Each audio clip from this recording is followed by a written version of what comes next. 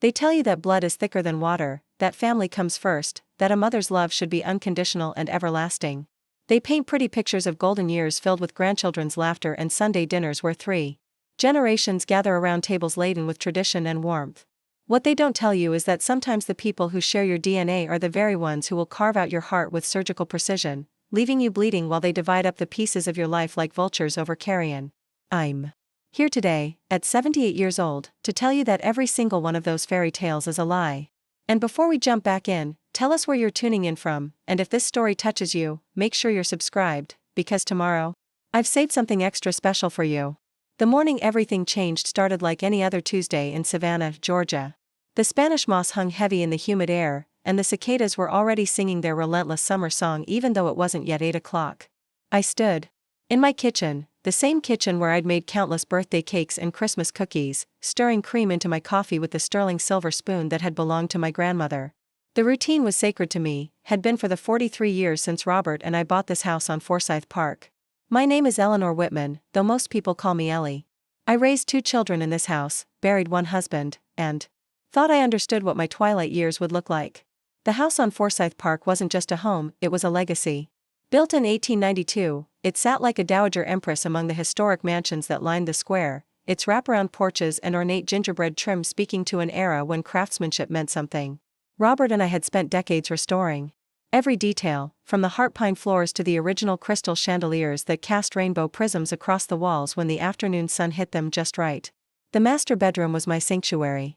Robert and I had shared that room for 38 years of marriage, and after his death from a sudden heart attack 3 years ago, it had become the place where I grieved, healed, and slowly learned to live alone. The mahogany 4-poster bed had been his wedding gift to me, custom-made by a craftsman in Charleston. The antique armoire held my grandmother's pearls and my mother's wedding dress.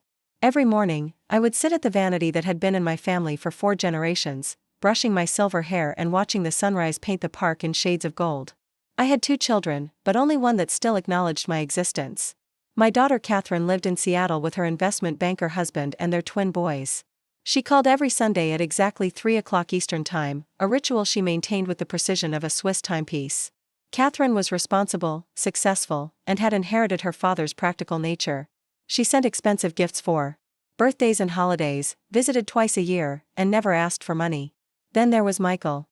Michael was my firstborn, arriving 2 years before Catherine in a delivery so difficult that the doctor warned me I might not survive. I fought through 26 hours of labor because I wanted that baby more than I wanted my next breath. From the moment I held him, sticky with birth and screaming his protest at the world, I knew he would be trouble. But he was my trouble. My beautiful, charming, impossible son who could talk his way out of anything and make you grateful for the privilege. As a child, Michael had been what teachers politely called spirited. He was the one who convinced his kindergarten class to stage a revolt against nap time, who talked the neighbor into letting him borrow their prize-winning roses to make me a Mother's Day bouquet, who could sweet-talk his way out of groundings with such eloquence that I'd find myself apologizing for punishing him in the first place.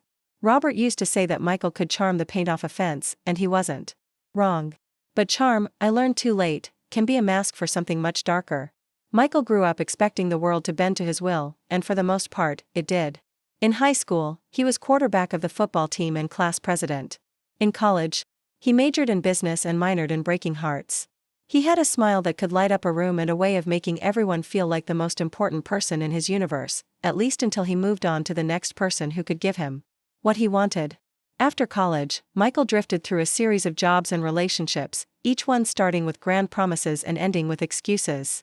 There was the marketing firm where he was going to revolutionize advertising, the startup that was going to make him a millionaire, the consulting business that never quite materialized. Through it all, I made excuses for him. He was finding himself, I told Robert. He was exploring his options. He just needed time to discover his passion. The truth was harder to swallow. Michael was a user, pure and simple. He moved through life, taking what he needed from whoever was willing to give it, leaving a trail of broken promises and bitter relationships in his wake. But he was my son, and I couldn't see it. Or maybe I could see it but refused to acknowledge what I was seeing. When Robert died, Michael suddenly became attentive in a way he'd never been before. He started visiting more often, calling to check on me, offering to help with household repairs and financial decisions. I was so grateful for his presence during that dark time that I didn't question his motives. Grief, I learned, makes you stupid. It makes you vulnerable to manipulations you would have spotted from a mile away under normal circumstances. 6 months after Robert's funeral, Michael moved back to Savannah. He'd been living in Atlanta, working for a commercial real estate firm, but he told me he'd gotten tired of the rat race and wanted to be closer to family. He rented a small apartment downtown and started what he called a property management business, though I never saw much evidence of actual business being conducted. Mostly, he seemed to spend his time at the country club Robert and I had belonged to for 20 years, networking and making connections that never seemed to translate into actual income. But Michael was charming, and charm opens doors that talent and hard work sometimes can't. He joined the Rotary Club, volunteered for charity events, and dated a series of accomplished women who saw potential in him that I'm not sure actually existed. Through it all, he maintained his role as the devoted son, the one who had come home to take care of his aging mother. I should have been suspicious when he stopped asking for money. For most of his adult life, Michael had treated me like a personal ATM machine, always with elaborate explanations and solemn promises to pay me back. The car repair that cost $3,000, the business opportunity that just needed a small investment to get off the ground, the security deposit for the perfect apartment that he couldn't afford to pass up. I'd given him money dozens of times, telling myself it was helping him get established, helping him find his footing in the world. But after Robert died, the request stopped. Michael seemed to have found financial stability, and I was relieved. I thought maybe he'd finally grown up, finally learned to stand on his own 2 feet. I thought maybe grief had matured him the way it sometimes does, forcing people to confront their own mortality and make better choices. I was such a fool. The first sign something was wrong came 8 months ago, on a Thursday afternoon in October. I was in the garden, deadheading the last of the season's roses, when I heard voices coming from inside the house. Michael had a key. I'd given it to him after Robert died, thinking it would be good for someone to have access in case of emergency. But he always called before coming over, and I hadn't heard the phone ring. I came through the back door and found Michael in the kitchen with a woman I'd never seen before. She was young, maybe early 30s, with long blonde hair and the kind of figure that comes from expensive personal trainers and careful dieting. She wore designer jeans that probably cost more than most people's mortgage payments and a silk blouse that screamed money. But it was her eyes that struck me, cold, calculating, appraising everything she saw like she was taking inventory. "Mom."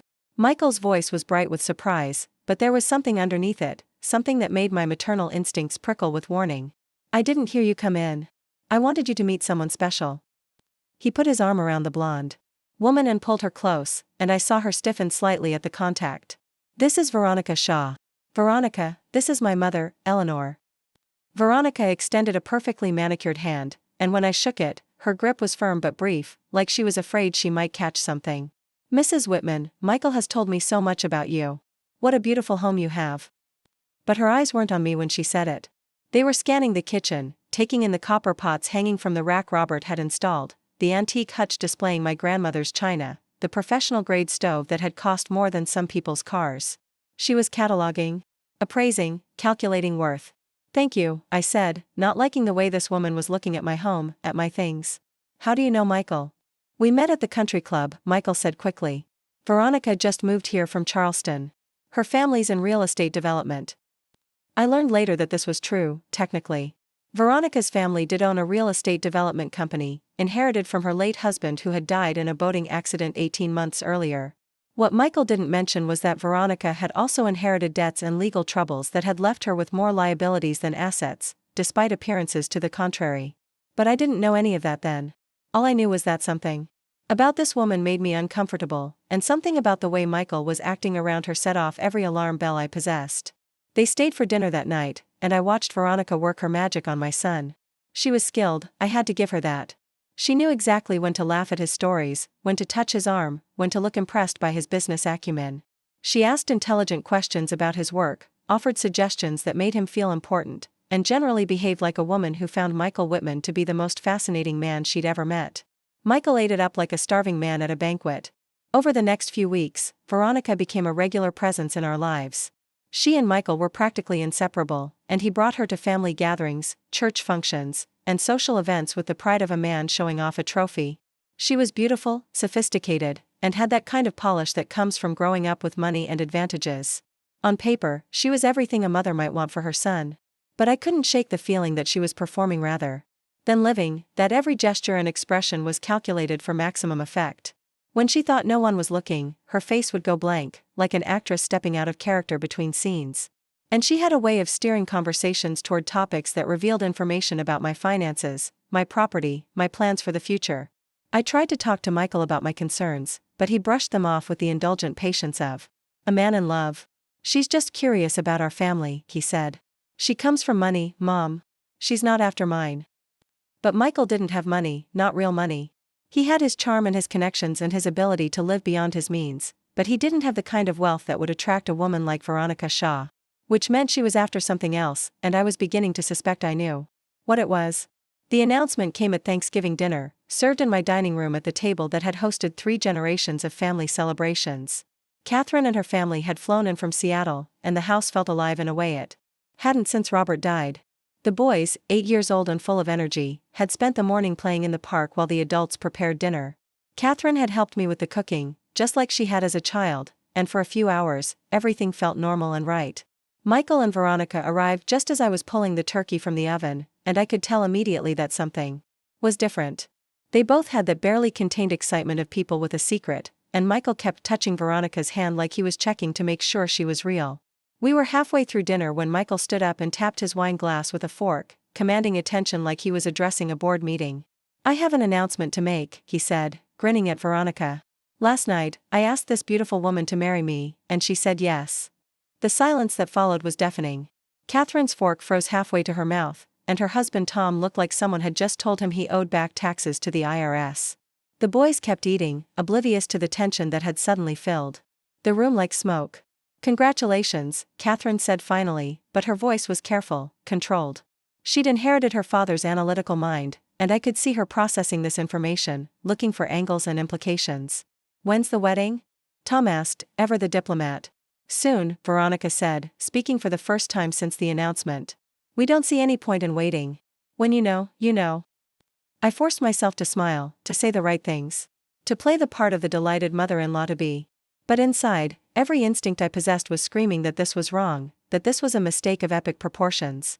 Michael had known this woman for less than 3 months, and now he was planning to marry her?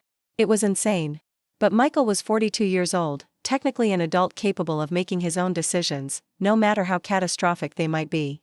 And Veronica was looking at me with challenge in her eyes, daring me to object, to cause a scene that would make me look like the bitter old woman trying to keep her son from happiness. So I smiled and nodded and offered to toast their future, all while dying a little inside. The wedding was planned for New Year's Eve, a small ceremony at the country club followed by a reception for 50 guests. Michael said they wanted something intimate, but I suspected the real reason was financial. Veronica might come from money, but I'd started paying attention to details, and I'd noticed that her designer clothes were often slightly out of season. That her jewelry was beautiful but not quite as expensive as it appeared at first glance, that she drove a luxury car that was 3 years old instead of brand new. I offered to pay for the wedding, thinking it was the expected thing to do, but Veronica declined with gracious firmness. Preparing and narrating this story took us a lot of time, so if you are enjoying it, subscribe to our channel, it means a lot to us. Now back to the story. "That's so generous," she said, "but Michael and I want to start our marriage as we mean to go on, independent and self-sufficient." It was a pretty speech, but it didn't ring true. People who are truly independent and self-sufficient don't usually feel the need to announce it quite so emphatically. Christmas came and went in a blur of forced cheer and careful conversations. Catherine pulled me aside before they left for Seattle and asked if I was sure about Michael's choice.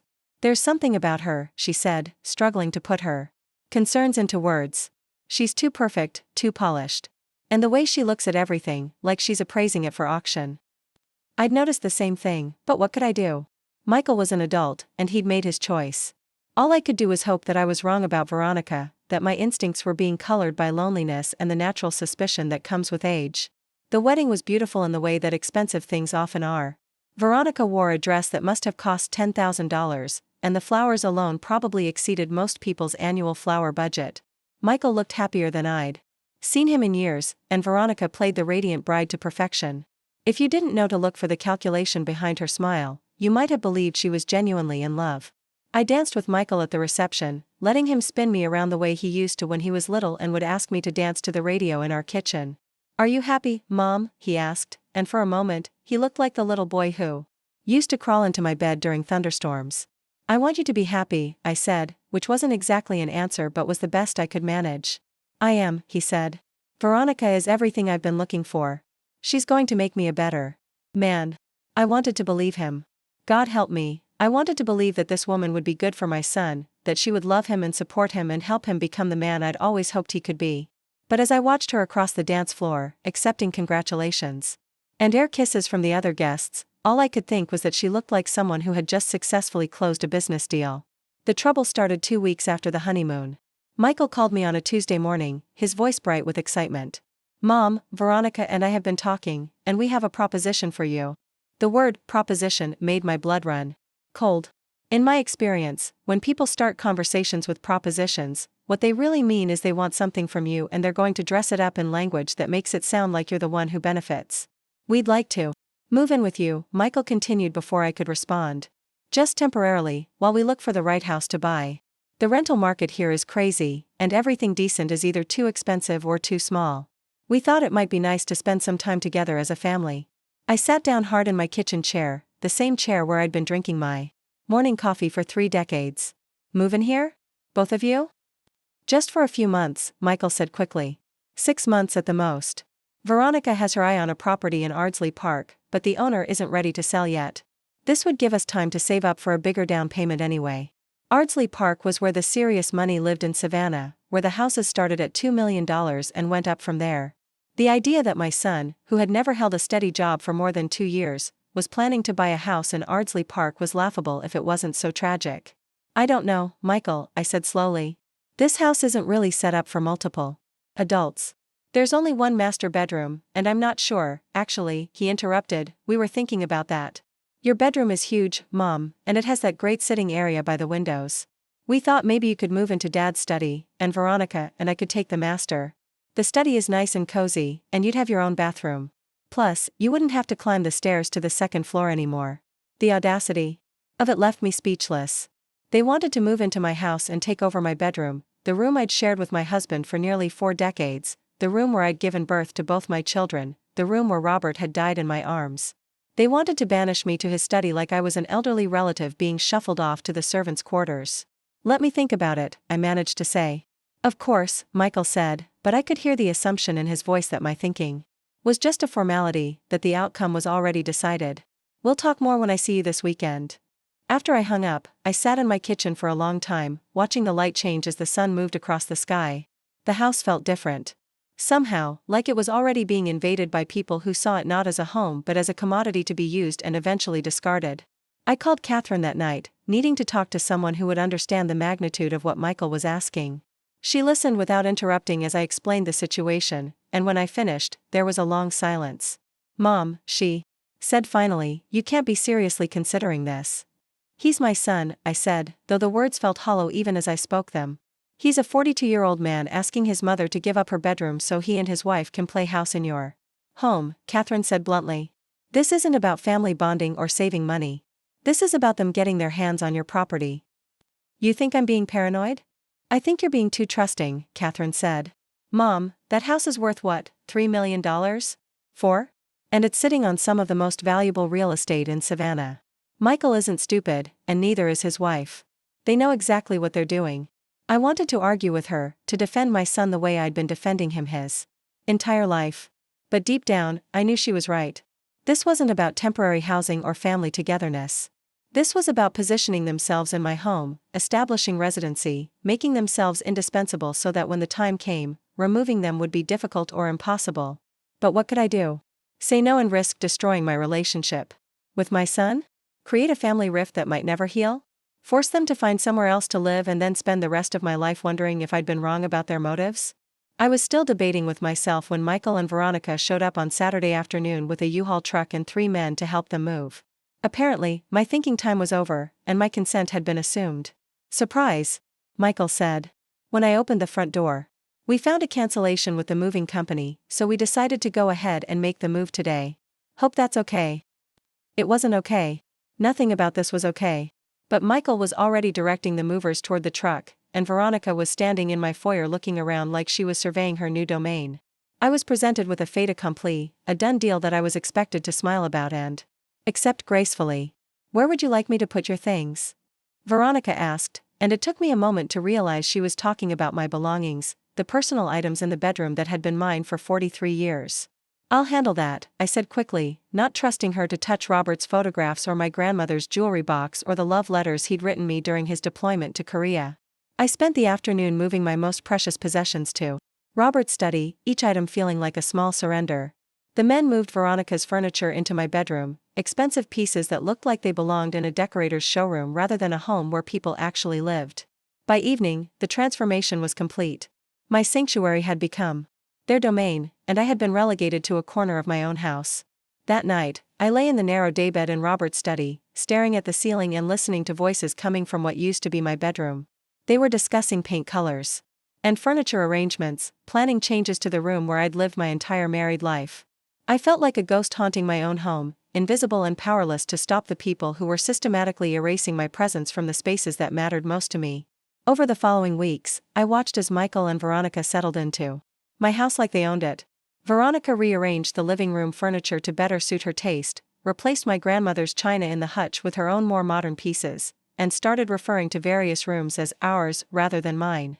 Michael installed a new sound system and began hosting poker games with his country club friends, filling my house with cigar smoke and loud laughter that went on past midnight. I tried to adapt, to find ways to coexist peacefully with these new residents who seemed determined to remake my home in their image. But every day brought fresh irritations and small humiliations. Veronica would use my kitchen without asking, leaving expensive ingredients scattered across counters that I was expected to clean up.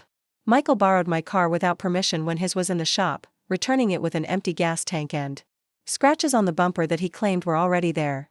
They acted like I was the guest in my own home, politely tolerating my presence while making it clear that I was an inconvenience to be managed rather than a family member to be respected. When I objected to their poker games or their late-night conversations that kept me awake, Michael would pat my shoulder condescendingly and tell me I needed to learn to relax and enjoy having company in the house again. "It's good for you, Mom," he said. "You were getting too isolated, too set in your ways. This will help you stay young." But I didn't feel young. I felt old and tired and increasingly invisible in the home that was supposed to be my refuge from the world. And as winter turned to spring, I began to realize that this temporary arrangement was never intended to be temporary at all. The 6 months Michael had promised came and went without any mention of moving out or house hunting in Ardsley Park. When I finally brought it up, Michael looked genuinely surprised, like the idea of leaving had never occurred to him. "Oh, that," he said dismissively. "The market's terrible right now, Mom. Veronica and I decided to wait until things settle down before we buy. Besides, this arrangement is working out great for everyone, don't you think? You have company, we have a beautiful place to live, it's win-win." It wasn't win-win. It was lose-lose for me and win-win for them. But Michael had become expert at reframing situations to make his selfishness sound like generosity, his impositions sound like favors he was doing for other people. I was trapped in my own home, a prisoner of my maternal instincts and my fear of confrontation. Michael knew I wouldn't throw them out, just like he'd always known I wouldn't refuse his requests for money or bail him out of whatever trouble he'd gotten himself into.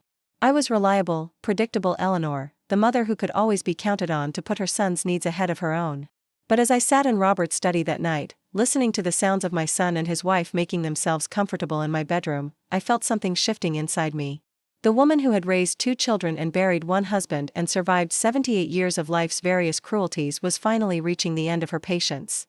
They thought they had me figured out, thought they could take whatever they wanted because I was too weak or too foolish or too blinded by maternal love to stop them. They were about to learn how wrong they were. The breaking point came on a humid Tuesday evening in June when I discovered them in Robert's office going through his filing cabinets. I had been in the garden watering my roses when I heard the sound of drawers sliding open and papers rustling. At first, I thought perhaps they were looking for something innocuous, maybe searching for a pen or some letterhead. But when I quietly approached the doorway, I saw Veronica seated at Robert's mahogany desk with manila folders spread out before her like she was conducting a business meeting. Michael stood behind her, reading over her shoulder as she photographed documents with her phone. Bank statements, insurance policies, the deed to the house, my will that Robert and I had drawn up 5 years ago with our attorney, Harrison Beck. They were systematically documenting every aspect of my financial life, and they were doing it with the methodical precision of people who had done this before. "The life insurance policy is substantial," Veronica was saying in a voice so low I had to strain to hear her. 200,000, with Eleanor as the beneficiary of Robert's policy. Plus there's the pension fund that she inherited, and the investment portfolio. What about the house? Michael asked, and I felt my heart stop beating for a moment. Assessed at $4.2 million last year, but in this market, probably closer to 5. No mortgage, no liens, owned free and clear. Veronica's voice held the satisfaction of an accountant who had just balanced a particularly complex set of books. If we can establish residency and dependency, the transfer should be straightforward when the time comes. And if she tries to change the will? Veronica's laugh was cold as January wind. She won't. Women like Eleanor don't think that way. She's been conditioned her entire life to put family first, to sacrifice for her children's benefit. The idea of cutting you out would be so foreign to her nature that she'd never seriously consider it. I pressed myself against the wall outside the office, my hands shaking so violently that I had to clench them into fists to make them stop. They were planning my death like it was a business transaction, discussing my assets like I was already in the ground. But more than that, they were banking on my maternal weakness, counting on my inability to protect myself from their predation. Michael moved to the window and looked out toward the garden where I had been working just minutes before. Sometimes I wonder if we're moving too fast, he said, and for a moment, I felt a flicker of hope that my son still possessed some vestige of conscience. Cold feet? Veronica asked, and there was a sharpness in her voice that hadn't been there before. Not cold feet. Just thinking about timing. She's healthier than most women her age. Could be years before, years we don't have, Veronica interrupted. I've got creditors breathing down my neck, and your little gambling problem isn't exactly helping our cash flow situation. We need to accelerate the timeline. Gambling problem. The words hit me like a physical blow. After all these years, after all the promises and rehab attempts and swearing on his father's grave that he was done with betting, Michael was still gambling. And now he'd dragged his wife into his addiction, or perhaps she'd dragged him deeper into hers. What did you have in mind? Michael asked, and I could hear the resignation in his voice, the sound of a man who had already surrendered his moral compass to someone stronger and more ruthless than himself. Nothing dramatic, Veronica said, her tone becoming businesslike. Again. Just little things that add up over time. Medication mix-ups, dietary adjustments, increased stress levels. At her age, any number of things could trigger a cardiac event or a stroke. The beauty is that it would look completely natural. They were discussing murdering me. My son, the baby I had carried for 9 months and nearly died bringing into the world, was sitting in his dead father's office planning my death with his wife. They weren't just after my money or my house, they were after my life, and they were discussing it with the casual indifference of people choosing what to have for dinner. I backed away from the office door on legs that felt like they were made of water, making my way to the kitchen where I gripped the edge of the granite countertop and tried not to vomit. Everything I thought I knew about my life, about my son, about the woman he had married, crumbled around me like a house built on sand. But underneath the shock and horror, something else was stirring. Something cold and sharp and infinitely more dangerous than the confused old woman they thought they were manipulating. For 78 years, I had been Eleanor the wife, Eleanor the mother, Eleanor the caregiver who put everyone else's needs ahead of her own. But that woman was dying, suffocated by the weight of their betrayal and their greed. In her place, something new was being born. Something that understood the rules of the game they were playing and was prepared to play it better than they ever could. That night, I lay in the narrow bed in Robert's study and stared at the ceiling, planning. Not the scattered, emotional planning of someone in crisis, but the cold, methodical planning of someone who had finally accepted the true nature of her situation. Michael and Veronica thought they were dealing with a helpless old woman, but they had made a critical error in judgment. They had underestimated the kind of woman it takes to survive nearly 8 decades in a world that has never been particularly kind to women. I had raised 2 children largely on my own while Robert traveled for business. I had managed our household finances, our social obligations, our family crises with efficiency and grace. I had nursed my husband through his final illness, buried him with dignity, and rebuilt my life in the aftermath of his death. I was not the fragile flower they imagined me to be. More importantly, I had resources they didn't know about and connections they had never bothered to investigate. Robert's death had taught me the importance of having my own advisors, my own bank accounts, my own plans that didn't depend on anyone else's goodwill or competence. I had spent the past 3 years quietly building a network of professionals who worked for me, not for the Whitman family legacy or Robert's memory, but for Eleanor Whitman personally. The next morning, I called Harrison Beck and asked him to meet me for lunch at the Griffin Tea Room, far from the house where Michael and Veronica might overhear our conversation.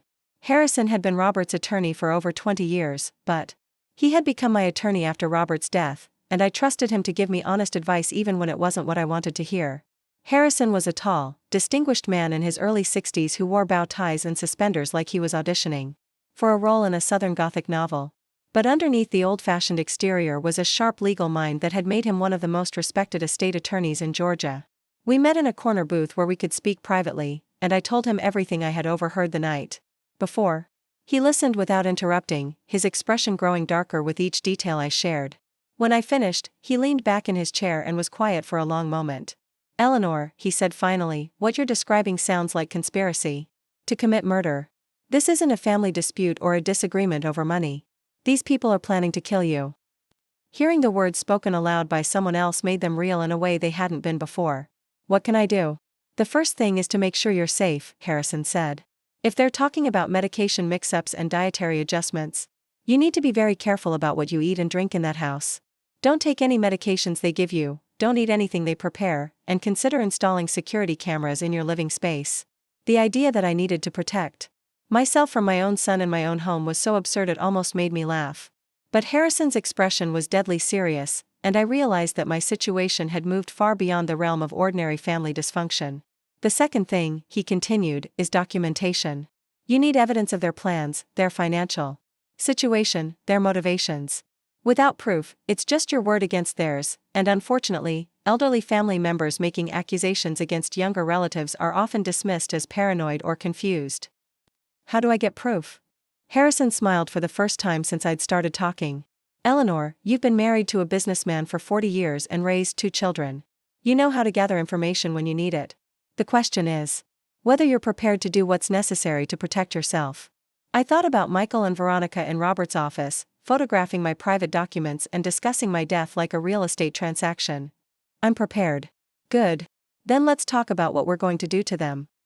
Over the next 2 hours, Harrison outlined a strategy that was both elegant and devastating. The first step was gathering evidence of their conspiracy, which would require me to document their conversations and actions without them knowing I was doing so. The second step was investigating their financial situation to understand their motivations and vulnerabilities. The third step was rewriting my will in a way that would not only disinherit them but would make their conspiracy public knowledge. But Harrison had an even more comprehensive plan in mind. "These people aren't just threatening you, Eleanor. If they're willing to commit murder for money, they've probably committed other crimes. Your son's gambling debts didn't appear overnight. And his wife's financial troubles probably have a history. We need to dig into their backgrounds and find out what else they've been up to." He gave me the name of a private investigator, a former FBI agent named Patricia Drummond who specialized in financial crimes and domestic threats. "Patricia is expensive, but she's thorough. If there are skeletons in their closets, she'll find them." That afternoon, I met Patricia at her office in downtown Savannah. She was a compact woman in her 50s with graying hair and intelligent eyes that missed nothing. Her office was spartanly furnished but professional, with law enforcement commendations on the walls and a computer setup that looked like it belonged in a government facility. I told her what I had overheard and what I suspected about Michael and Veronica's motivations. Patricia took notes without comment, occasionally asking for clarification or additional details. When I finished, she leaned back in her chair and studied me with the kind of attention that made me feel like she was looking directly into my soul. "Mrs. Whitman," she said, "I've investigated dozens of cases like this over the years. Adult children targeting elderly parents for their assets, often with the help of new spouses or romantic partners. What you're describing fits a very specific pattern, and unfortunately, it usually doesn't end well for the victims." "Usually?" "Most elderly people in your situation are too frightened or too emotionally compromised to fight back effectively. They make half-hearted attempts to protect themselves, but they're not prepared to go to war with their own children. As a result, they often end up exactly where their children intended them to be." Patricia's words were harsh, but I appreciated her honesty. "I'm not most elderly people." "No," she said, studying me carefully. "I don't think you are. The question is, how far are you willing to go to protect yourself?" It was the second time that day someone had asked me that question, and I was beginning to understand that my answer would determine not just my survival but the kind of person I was going to become in whatever years I had left. "As far as necessary," I said. Patricia smiled, and for the first time since this nightmare began, I felt like I had found an ally who understood the stakes. "Then let's get to work." Over the next week, Patricia began her investigation while I started documenting Michael and Veronica's activities in my house. I installed a small recording device in Robert's office, hidden behind one of his law books where it wouldn't be noticed. I began taking photos of documents they left out, making copies of papers they thought they had returned to their proper places, and keeping a detailed log of their conversations and behaviors. What I discovered was even worse than I had imagined. Michael's gambling debts were astronomical. He owed money to at least 3 different bookies, plus online gambling sites and several casinos in Atlantic City and Las Vegas. His total debt was approaching $200,000, and the interest was compounding daily. Worse, some of his creditors were not the kind of people who accepted late payments or payment plans. They were the kind of people who collected debts through violence and intimidation. Veronica's situation was equally dire. Her late husband's real estate empire had been built on fraud and money laundering, and when he died in that boating accident, she had inherited not just his assets but his legal liabilities. The FBI had been investigating the business for 2 years, and several federal agencies were circling like sharks waiting for enough evidence to file criminal charges. Together, they were facing financial ruin and potential imprisonment. My death, and the inheritance that would follow, was not just a windfall for them, it was their only hope of avoiding complete disaster. But Patricia's investigation revealed something even more disturbing. This wasn't the first time Veronica had been married to an older man who died under suspicious circumstances. Her first husband, a 70-year-old real estate developer from Charleston, had died of an apparent heart attack just 18 months after their wedding. The death had been ruled natural, but there had been whispers in Charleston society about the young nurse who had married the wealthy widower and inherited his estate when he died so conveniently soon after their marriage. "She's done this before," Patricia told me when she presented her findings. "The pattern is almost identical. She targets older men with substantial assets and no close family members to ask difficult questions. She marries them quickly, establishes herself in their homes and their finances, and then waits for nature to take its course. If nature doesn't cooperate, she gives it a little help." The revelation that my son had married a serial killer was almost too much to process. But it also explained so much about Veronica's behavior, her confidence, her methodical approach to taking over my home and my life. She had done this before, and she was very good at it. "What about the authorities?" I asked. "Shouldn't we take this information to the police?" Patricia shook her head. "We don't have enough evidence yet. Everything we've found is circumstantial, and Veronica has been very careful to make sure her previous husband's death looked natural. We need to catch them in the act of planning your murder, preferably with recorded evidence that would be admissible in court. And if we can't get that evidence, then we make sure they're destroyed in other ways," Patricia said simply. Financial ruin, public humiliation, criminal prosecution for their existing crimes. There's more than one way to neutralize a threat. As Patricia continued her investigation, I focused on gathering evidence from inside my own home. The recording device in Robert's office proved to be invaluable, capturing hours of conversations between Michael and Veronica that revealed the full scope of their plans. They discussed drugging my food with medications that would interact dangerously with my blood pressure medicine. They talked about gradually increasing my stress levels through emotional manipulation and deliberately creating situations that would cause me anxiety and fear. They even researched which of my medications could be safely mixed with alcohol to create a lethal combination that would look like an accidental overdose. But perhaps most chilling was their discussion of how to handle the aftermath. They had already researched funeral homes and burial options, claiming they wanted to be prepared to handle arrangements quickly to spare me the stress of planning my own husband's funeral. They had identified which of my possessions they wanted to keep and which they would sell, dividing up my jewelry and artwork like they were planning a garage sale. Most damning of all, they had already been in contact with a real estate agent about listing the house, claiming they were making preliminary inquiries on behalf of an elderly relative who might need to downsize soon. Every conversation I overheard was another nail in the coffin of whatever maternal feelings I still harbored for Michael. This wasn't the desperate act of a son driven to extremes by financial pressure. This was the calculated behavior of a predator who had found the perfect victim in his own mother. But they made one crucial mistake. They underestimated me so completely that they never bothered to check whether I was fighting back.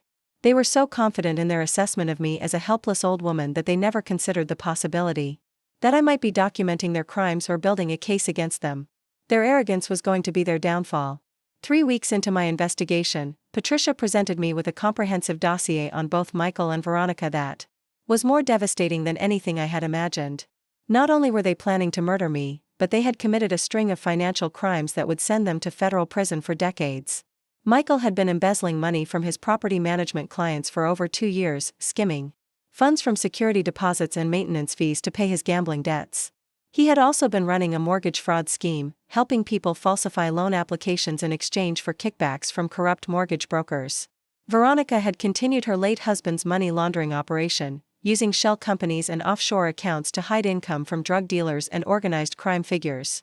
She had also been running a sophisticated insurance fraud scheme, filing false claims for non-existent injuries and property damage. Together, they had committed enough federal crimes to spend the rest of their lives in prison, even without adding conspiracy to commit murder to the list. "We have them," Patricia said, spreading the evidence across her conference table like a general planning a military campaign. Bank records, phone transcripts, witness statements, digital evidence. The FBI would love to get their hands on this information. What's our next step? Patricia smiled, and it was not a pleasant expression. We give them exactly what they think they want.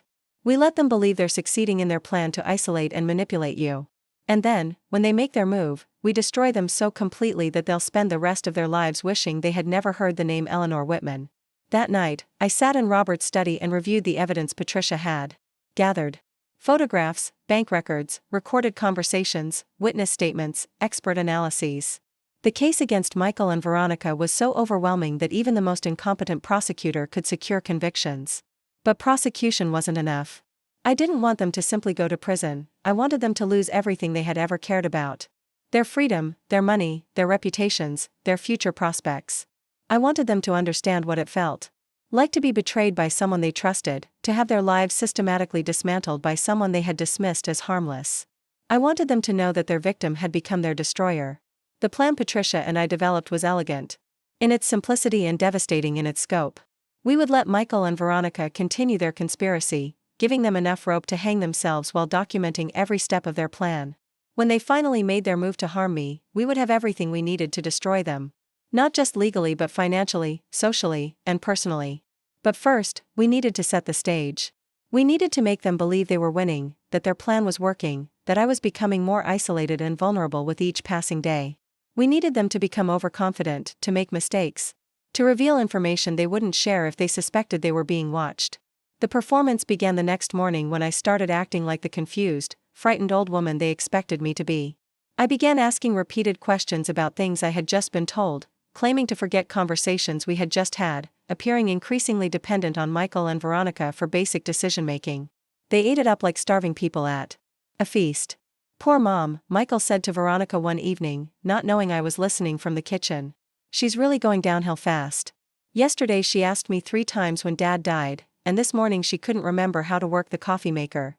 "It's sad," Veronica replied with false sympathy. "But probably for the best in the long run. The stress of trying to maintain this big house on her own was obviously too much for her. At least now she'll have some peace." Peace? The word they used when they talked about my death was peace, like they were doing me a favor by planning to murder me. The sheer audacity of it was almost admirable in its complete lack of self-awareness.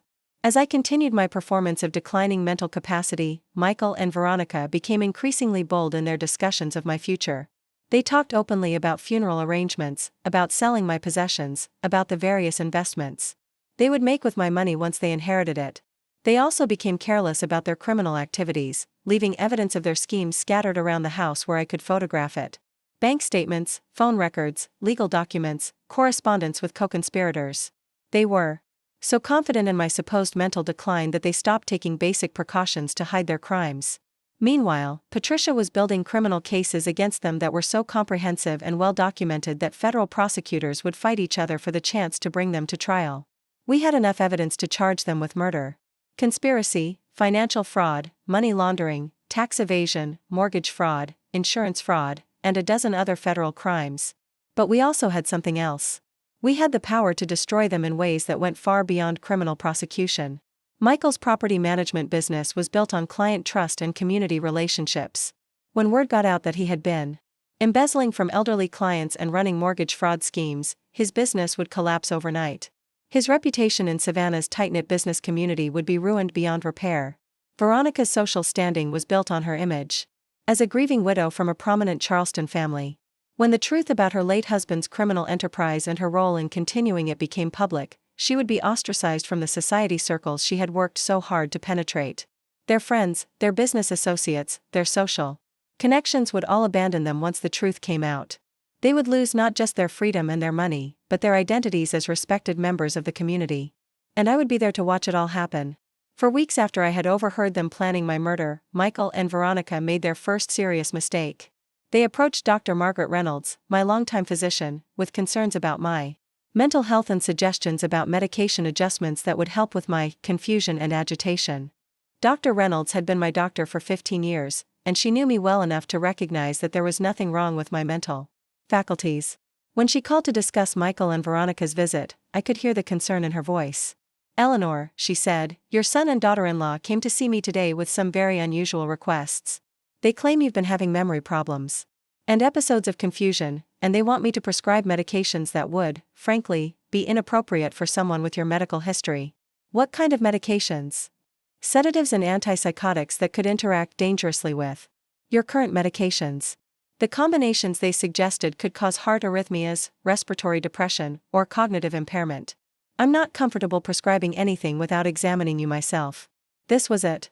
This was the evidence we needed that Michael and Veronica were actively attempting to harm me through medical means. Dr. Reynolds was willing to testify about their requests and her concerns about the medications they had suggested. That evening, I called Patricia and Harrison to tell them about Dr. Reynolds's call. Both of them agreed that we now had enough evidence to move forward with our plan. "It's time," Patricia said. "They've crossed the line from planning to attempting. If we wait any longer, they might actually succeed in harming you." Harrison agreed. "We have conspiracy, attempted murder, and enough financial crimes to put them away for decades. Plus, Dr. Reynolds' testimony about their requests for dangerous medications will be very compelling to a jury." But I wasn't ready to end this yet. I wanted them to reveal more, to incriminate themselves further, to show their true nature so completely that there could be no doubt about their guilt or their character. "One more week," I said. "Let them think Dr. Reynolds is cooperating with their plan. Let them get even more confident, even more careless. Then we'll spring the trap." Patricia and Harrison both tried to talk me out of waiting, warning me about the risks of prolonging my exposure to people who were actively trying to kill me.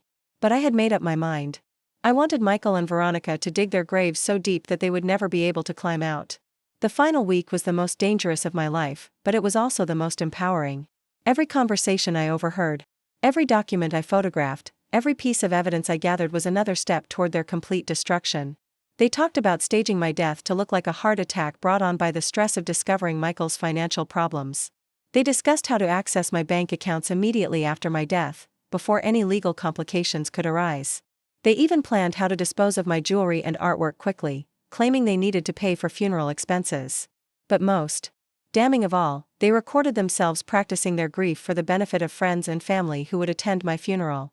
I listened in horror as they rehearsed their tears and perfected their expressions of devastation, treating my anticipated death like a theatrical performance they needed to get right. By the end of that week, I had enough evidence to destroy them 10 times over. But more importantly, I had finally seen them for what they truly were: predators who felt no genuine emotion for anyone except themselves, monsters who were capable of murdering the woman who had given them everything and feeling nothing but satisfaction at their success. The compassion I had once felt for Michael, the hope that he might somehow redeem himself, the maternal love that had blinded me to his true nature for so many years, all of it was finally, completely dead. In its place was something harder, colder, and infinitely more dangerous than they had ever imagined possible. Eleanor the victim was gone forever. In her place stood Eleanor the destroyer, and she was ready to show them what real power looked like. The morning I decided to destroy them dawned clear and bright, with the kind of crystalline Georgia sunlight that makes everything look sharper and more defined. I stood at the window of Robert's study, watching Michael and Veronica in the garden below, discussing something with animated gestures and confident smiles. They had no idea that this would be the last day they would ever feel secure in their lives. Patricia arrived at 9 o'clock sharp, carrying a briefcase that contained enough evidence to end multiple lives and careers. She had coordinated with Harrison, Dr. Reynolds, and a team of federal agents who were now positioned around my neighborhood, waiting for my signal to move in. "Are you ready for this, Eleanor?" Patricia asked, studying my face with the intense focus she brought to everything. "Once we start, there's no going back. Your relationship with Michael will be over forever." I thought about the little boy who used to bring me dandelions from the yard, who cried when I left him with babysitters, who promised he would take care of me when I got old. That child had been real once, but he was long dead, replaced by a stranger who could plan my murder with the casual indifference of someone planning a grocery list. My relationship with Michael ended the moment he chose to value my assets more than my life, I said. What we're about to do isn't destroying a relationship. It's performing an autopsy on something that's already dead. Patricia nodded and opened her briefcase, revealing neatly organized files that represented months of investigation and documentation. The FBI is ready to move on the financial crimes. The district attorney has enough evidence for attempted murder charges. Your attorney has the new will prepared, and Dr. Reynolds is standing by to testify about their requests for dangerous medications. And the media? 3 different news outlets have been briefed and are prepared to run stories about the conspiracy. The business community in Savannah will know about Michael's embezzlement by this afternoon. Charleston society will learn about Veronica's criminal background by evening. Everything was in place. The trap was set, the evidence was overwhelming, and the various authorities were ready to act. All that remained was to spring it. Let's begin, I said. The first step was a phone call to Michael, asking him to come to Robert's study for what I described as an important discussion about my finances. I made my voice sound tired and confused, the way they expected me to sound these days. Mom? Michael's voice carried that patient, condescending tone he'd perfected over the past few months. Are you feeling all right? You sound upset. I need to talk to you about some papers I found, I said, injecting just the right amount of confusion into my voice. Financial papers that I don't understand. Could you come help me make sense of them? Of course, Mom. I'll be right there. Within minutes, Michael was knocking on the study door, his expression arranged in the caring sun mask he wore whenever he thought someone might be watching.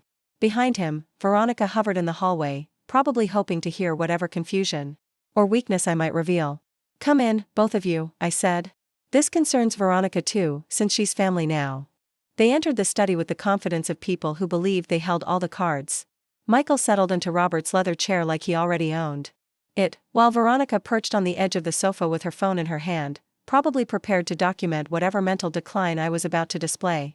What papers are you worried about, Mom? Michael asked, his voice gentle and patient. I reached into the desk drawer and pulled out a manila folder, placing it on the desk between us.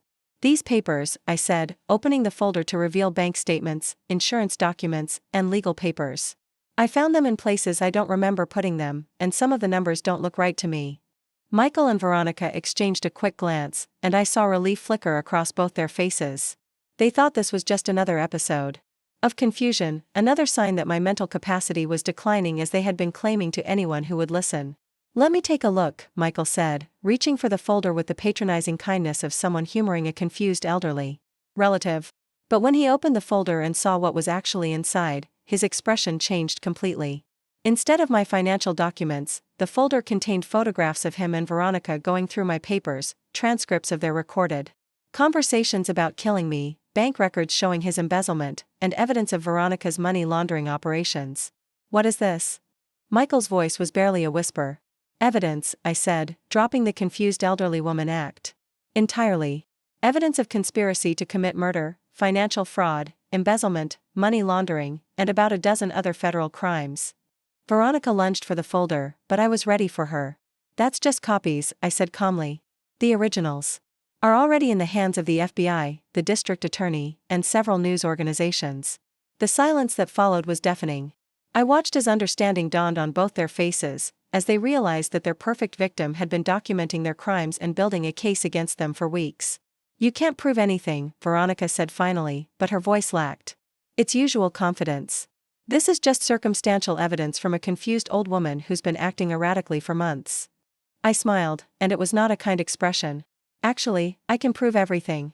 For instance, I can prove that you approached Dr. Reynolds 3 days ago requesting medications that would have killed me if combined with my current prescriptions. I can prove that Michael has been embezzling from his property management clients for over 2 years. I can prove that you've been continuing your late husband's money laundering operation and that his death in Charleston was probably not as natural as it appeared. Michael's face had gone completely white. Mom, I don't know what you think you heard, but I know exactly what I heard, I interrupted. I heard you discussing the best ways to drug my food. I heard you planning to increase my stress levels to trigger a cardiac event. I heard you dividing up my possessions like I was already dead. I heard you practicing your grief for my funeral. Veronica stood up abruptly, and for a moment, I thought she might try to physically attack me. But Patricia chose that moment to emerge from the closet where she had been recording everything, and the sight of the professional investigator seemed to drain all the fight out of Veronica. Mrs. Shaw, Patricia said pleasantly, or should I call you Mrs. Whitman now? I'm Patricia Drummond, and I've been looking forward to meeting you officially. I have so many questions about your late husband's boating accident. This is entrapment, Veronica said desperately. You can't use anything we said because we were recorded without our consent. Actually, Harrison said, stepping into the room from where he had been waiting in the hallway, Georgia is a one-party consent state. As long as Eleanor consented to the recording, everything you said is perfectly admissible in court. Michael finally found his voice. Mom, please. I know this looks bad, but you have to understand. I understand perfectly, I said. I understand that you married a woman who has probably killed before. I understand that you've been stealing from elderly clients who trusted you. I understand that you planned to murder your own mother for money. What I don't understand is how I raised a son who could become such a monster. We weren't really going to hurt you, Michael said frantically. It was just talk, just stress relief. We would never actually. You approached my doctor 3 days ago asking for medications that would have killed me, I said. That wasn't just talk. That was attempted murder. The sound of cars pulling into my driveway interrupted whatever Michael was about to say. Through the window, I could see black SUVs with government plates and unmarked police cars surrounding my house. That would be the FBI, Patricia said cheerfully. They're very interested in your money laundering operation, Mrs. Shaw. And the DEA wants to discuss your late husband's connections to drug trafficking organizations. Veronica's composure finally cracked completely. You don't understand what you've done, she screamed at me. These people I owe money to, they don't just send lawyers when they want to collect. They send killers. If I go to prison, if I can't pay them back, that sounds like a you problem, I said calmly. The front door opened, and I heard the sound of multiple sets of footsteps entering my house. Patricia went to meet them, returning moments later with 2 FBI agents and a Detective Rodriguez from the Savannah Police Department. Mrs. Eleanor Whitman, one of the agents asked. That's me. Agent Sarah Chen, FBI. We understand you have evidence of financial crimes and conspiracy to commit murder? I do indeed. I gestured to the folder on the desk. Everything is documented, recorded, and verified. Mr. Beck here is my attorney, and Ms. Drummond is the private investigator who helped me gather the evidence. Michael and Veronica were read their rights and arrested within 20 minutes. I watched from my front porch as they were loaded into separate police cars, Michael looking stunned and defeated, Veronica still raging and making threats that only made her situation worse. As the police cars pulled away, I felt nothing. No satisfaction, no regret, no sadness. Just a cold emptiness where my maternal feelings used to live. But I wasn't finished with them yet. Over the next week, I watched their lives disintegrate. With the methodical precision of a controlled demolition. The financial crimes charges were just the beginning. The FBI raid on Michael's office uncovered evidence of extensive mortgage fraud, involving dozens of falsified loan applications and hundreds of thousands of dollars in fraudulent transactions. His property management business collapsed overnight. When clients learned he had been stealing their money, every property owner who had trusted him with security deposits, rent payments, and maintenance funds discovered they had been systematically robbed. The local news ran a story about the trusted businessman who had betrayed his community's faith. Former clients lined up to give interviews about their losses, their shock, their feelings of betrayal. Michael went from being a respected member of Savannah's business community to being its most notorious criminal practically overnight. Veronica's situation was even worse. The FBI's investigation into her late husband's business revealed connections to international money laundering operations, drug trafficking organizations, and organized crime figures from 3 different countries. Her late husband hadn't just been running a crooked real estate business, he had been a major player in criminal enterprises that spanned continents. The Charleston newspapers ran a front-page exposé about the grieving widow who had fooled Charleston society while continuing her husband's criminal empire. Country club memberships were revoked, charity board positions were terminated, and social invitations were permanently withdrawn. Veronica went from being a respected member of the community to being a pariah in less than a week. But the real destruction came when their criminal associates learned that they had been arrested and were cooperating with federal investigators. The people Michael owed gambling debts to were not pleased to learn that their debtor was now in federal custody, and unlikely to be able to pay them back anytime soon. The drug dealers and money launderers Veronica had been working with were even less pleased to discover that their operations were now under federal investigation. Within 10 days of their arrest, both Michael and Veronica were in federal protective custody, not because they were valuable witnesses, but because multiple contracts had been put out on their lives by people who wanted to make sure they never testified about anything. I learned all of this from Harrison, who was keeping track of their legal proceedings with the thoroughness of a man who wanted to make sure they never posed a threat to his client again. The federal prosecutors were confident they could secure convictions on enough charges to keep both Michael and Veronica in prison for the rest of their lives. "They're talking about plea bargains," Harrison told me during one of our weekly meetings. "Reduced sentences in exchange for information about their criminal associates." Will the prosecutors accept plea bargains? They might, but it won't matter much. Even with reduced sentences, they're looking at 20 to 30 years minimum. Michael is 42 and Veronica is 34. They'll be senior citizens before they see freedom again, assuming they live that long. The assumption that they might not live that long was not idle speculation.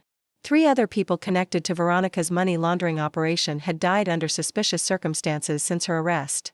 The criminal underworld was cleaning house, eliminating anyone who might have information that could be used against them. Michael and Veronica had thought they were clever, manipulating a helpless old woman for easy money. Instead, they had stumbled into a world of violence and betrayal that they were completely unprepared for. But my revenge wasn't complete yet. The new will I had Harrison prepare was a masterpiece of legal precision and personal vindication. Michael and Veronica were not just disinherited, they were specifically and publicly excluded from any inheritance for the reasons of their betrayal and criminal behavior. The will included detailed explanations of their crimes and a complete account of their conspiracy to murder me.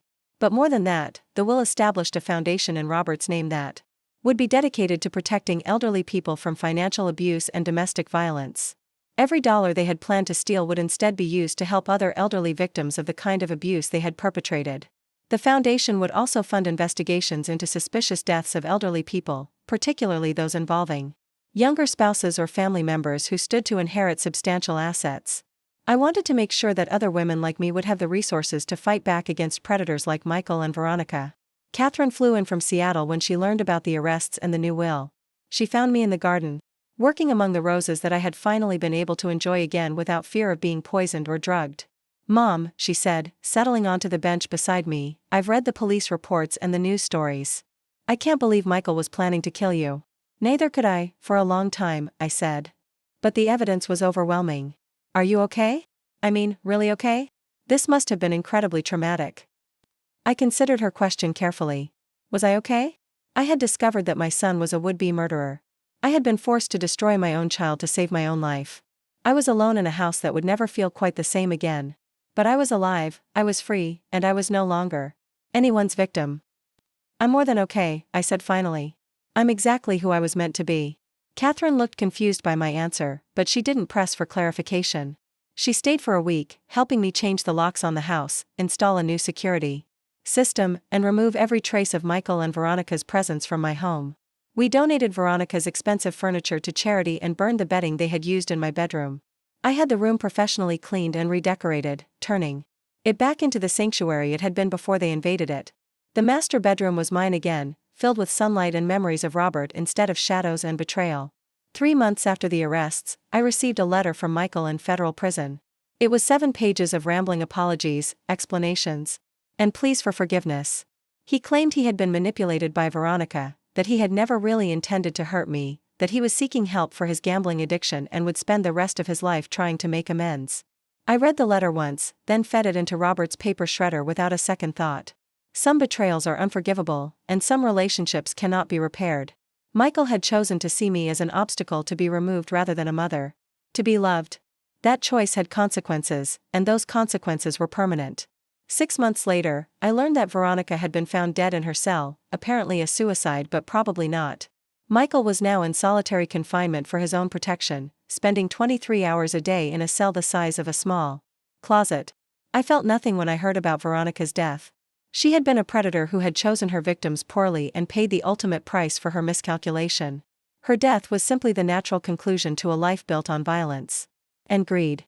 1 year after the arrests, the Eleanor Whitman Foundation for Elder Protection held its first annual gala at the country club where Michael and Veronica had met. Over 300 people attended, including law enforcement officials, social workers, attorneys, and family members of elderly abuse victims.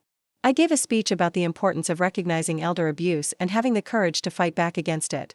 I talked about the resources available to elderly people who found themselves targeted by family members or caregivers. I talked about the strength that comes from refusing to be a victim. I did not mention Michael by name, but everyone in the room knew the story. I had become something of a local celebrity, the elderly woman who had outsmarted her would-be killers. And turned the tables on them so completely that they had destroyed themselves. The foundation raised over $500,000 that night, money that would be used to help other elderly people protect themselves from the kind of abuse I had suffered. Every dollar raised was a dollar that Michael and Veronica would never be able to steal, a small victory that multiplied their defeat. 2 years after the arrests, I received notification that Michael had died in federal prison. The official cause of death was listed as complications from a heart attack, but prison sources suggested he had been beaten to death by other inmates who had learned about his plan to murder his elderly mother. I arranged for his body to be buried in a simple grave in a municipal cemetery, far from the family plot where Robert was buried. There was no funeral service, no obituary, no mourning period. Michael had ceased to be my son the moment he chose to plan my murder. His death was simply the final chapter in a story that had ended for me long before his body stopped breathing. The house on Forsyth Park is mine again, completely and permanently. I wake up every morning in my own bedroom, drink coffee in my own kitchen, and tend roses in my own garden without fear of being poisoned, drugged, or killed by people who were supposed to love me. At 80 years old, I am more free than I have ever been in my life. I have resources, independence, and the hard-won knowledge that I am capable of protecting myself from anyone who tries to harm me. I have learned that maternal love has limits. That family loyalty can be a weakness, and that sometimes the people who share your blood are your greatest enemies. I have also learned that justice is not always delivered by courts and juries. Sometimes it comes from having the courage to fight back against people who underestimate you. Sometimes it comes from being smart enough to document their crimes and patient enough to let them destroy themselves. Michael and Veronica thought they were dealing with a helpless old woman who would be easy to manipulate and eventually murder. They thought my age made me weak, my loneliness made me desperate, and my maternal love made me blind to their true nature. They were wrong about everything. I was not helpless, I was strategic. I was not weak, I was gathering strength. I was not blind. I was documenting their every move and building the case that would destroy them. They wanted to inherit my money and my house by killing me. Instead, they inherited federal prison sentences and violent deaths while I inherited the satisfaction of watching them reap exactly what they had sown. My name is Eleanor Whitman. I am 80 years old, and I have no living children. I have never been happier or more proud of who I am. Some ties are meant to be cut, and some people are meant to be forgotten. Michael chose to be both, and I was happy to accommodate him. Up next, you've got 2 more standout stories right on your screen. If this one hit the mark, you won't want to pass these up. Just click and check them out.